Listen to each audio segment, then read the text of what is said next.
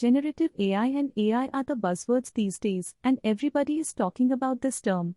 In this short video, we will explore the key differences between generative AI and AI. Let us proceed. Generative AI and AI are both terms used to describe artificial intelligence, but they have different meanings.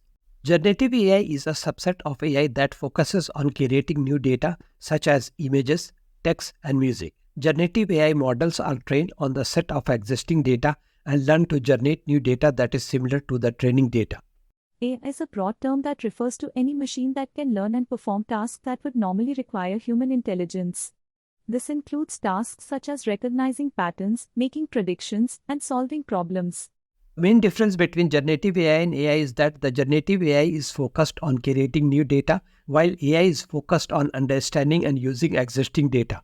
I kindly request you to subscribe to our channel if you haven't already, and please like and share our content. You can also show your support by clicking the thanks button below the video. Thank you.